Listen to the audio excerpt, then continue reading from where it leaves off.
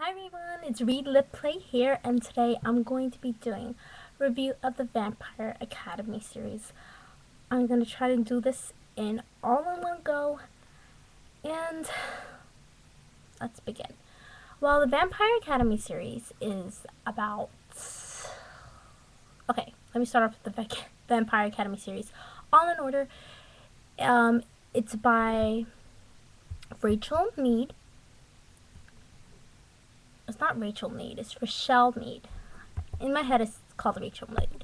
But, it's Vampire Academy. Number 2 is Frostbite. 3 is Shadow Kiss. 4 is Blood Promise. 5 is Spirit Bound. And 6 is Last Sacrifice. So, right now, we're going to be talking about Vampire Academy. You know, the usual setting of Harry Potter. Well, I can't really say that Harry Potter is the only school book out there, but it kind of reminded me of something like that, and that's really why I watched it to begin with. So, I actually picked it up, and I was like, kind of miss Harry Potter.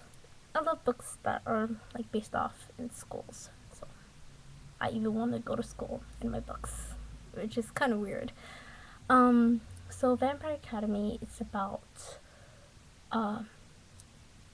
the Morroys, which are pure-blooded, and then there's the Dampers, which are like half vampires. Morroys are full-blooded vampires, and Dampers are half-blooded vampires, which is a little bit of chemistry making. Like, Damper and a Damper cannot make babies. Cannot.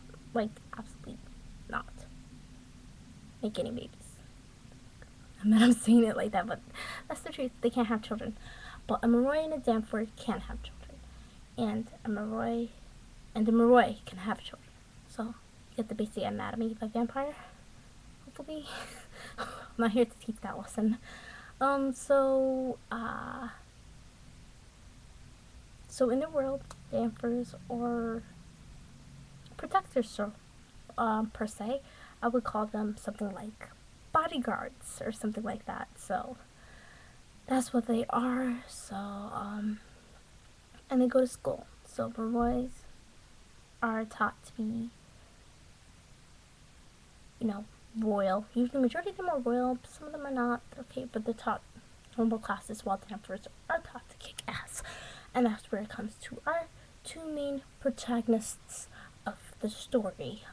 Rose Hathaway and her best friend, who is Velisa Dragomir, which is the last person in the Dragomir line. There are 12 groups of the royal family, consisting of different families, and Dragomirs are the last line, especially what happened in the accident that was later told on in the book, which I'm not going to tell you about. She's the last in line, so that means she's the last here. She's a princess, so her friend Rose Hathaway is a Damper who is kind of like a party goer, So she's there, and then Leslie is the good girl, the princess that follows all the rules and everything like that. The good girl, and her friend likes to party, and you know how that goes. So that's how it is. So, so in the beginning of the book, you see that Rose and Lisa are on the run. Actually, on the run from school. They ran away from school.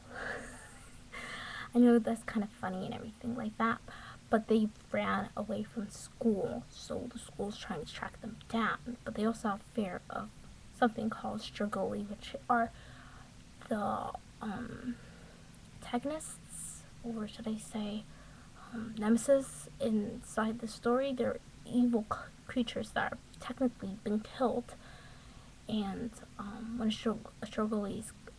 when a Morroy is killed by Strigoi, or they suck blood, vampire blood, or anything like that, or you try to kill someone on purpose, they turn Strigoi, which they become lifeless, void of any emotion. All they care about is killing and death and everything like that. So that's one of their biggest fears. And the thing is, Morroys are very prince-like, they're royal, so they don't really do anything. And plus, in the Vampire Academy, they run on the opposite schedule from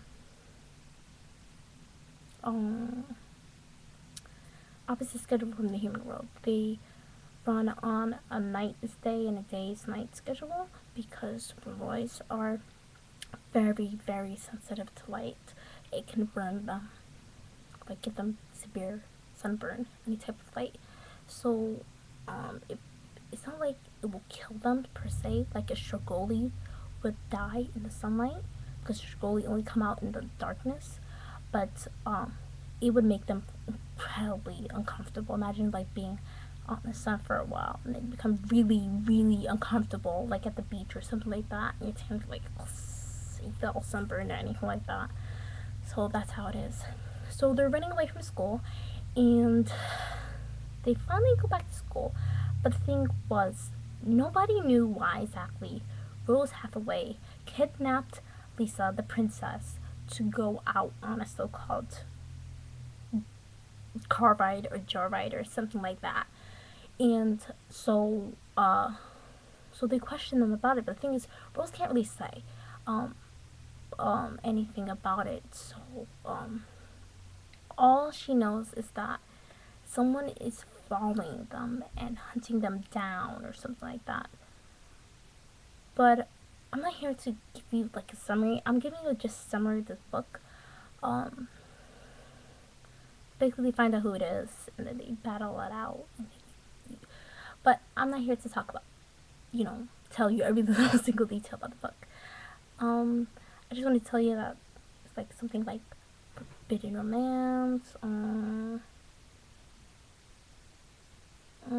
What else is in there? Yeah, forbidden romance. A lot of forbidden romance. Like the student teacher thought that would get you in trouble for romance. Just like, cool. In your dreams.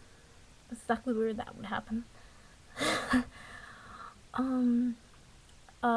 What I liked about the characters was that I really, really, really liked Rose's character the most, Rose Hathaway, because she was kick-ass.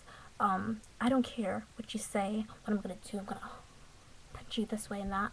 No, that's not how you punch, but that's how I liked her character. And then Lisa was more, calm, goody teacher. So I was like, yeah.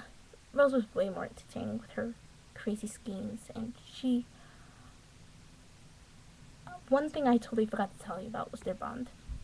Since, for a couple years now, Rose and Lisa have had a bond together, and it's a one-way bond. This allows Rose to enter Lisa's mind or something like that, and experience what she feels. But Lisa can't do that to her. But Rose can't communicate with her, but Lisa can communicate back with her. I know it's confusing. It's such a weird bond to have, but they have that bond, which makes her the utmost greatest bodyguard, which in this book is called a guardian, because they're guardians. They guard the Moroi. The Moroi always come first, and that's what they learned, and they trained. So that's the gist of the story. I don't really want to spoil it for anybody, so I'm just going to cut it off here. There's a couple of people I liked in the story. In the first book, I definitely love one of my favorite characters would have to be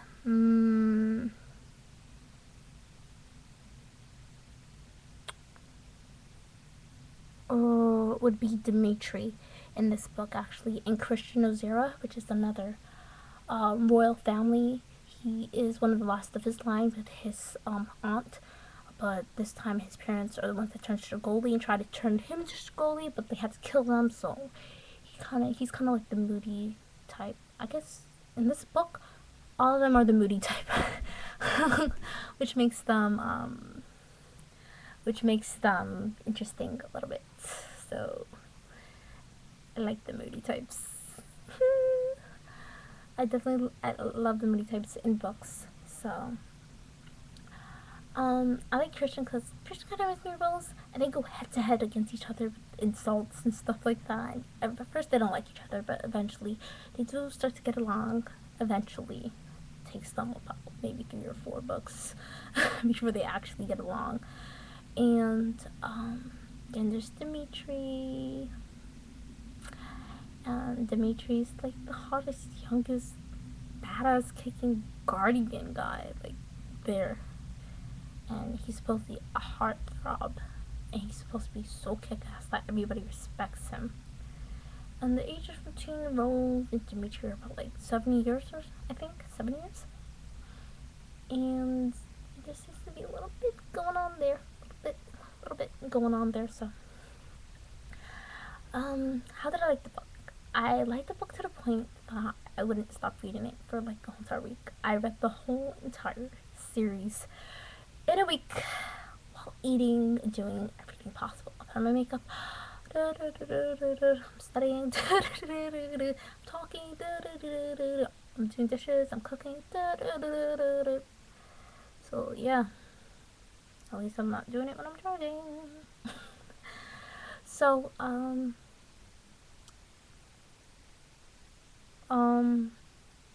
so in this book, they eventually discover powers, things they didn't know about themselves. It's more like a book of starting to realize the type of awareness of yourself and starting to realize the type of awareness of your skills and stuff like that. Things you didn't know was possible happened. And it was definitely a page turner. It definitely had me laughing. I really enjoyed the book. So I would definitely recommend you to start reading the first book. And that would be the end of my review for Vampire Academy Book 1, Uno. And I hope you enjoy it. I rate this book 4 stars out of 5. Hope you enjoy it. Leave your questions or comments down below. I hope it's below. It's below, right? Below, yeah. And you can click the subscribe button somewhere up here. One of my fingers are pointing to the subscribe button, so you better subscribe. Don't make me look like an idiot. Bye, you guys.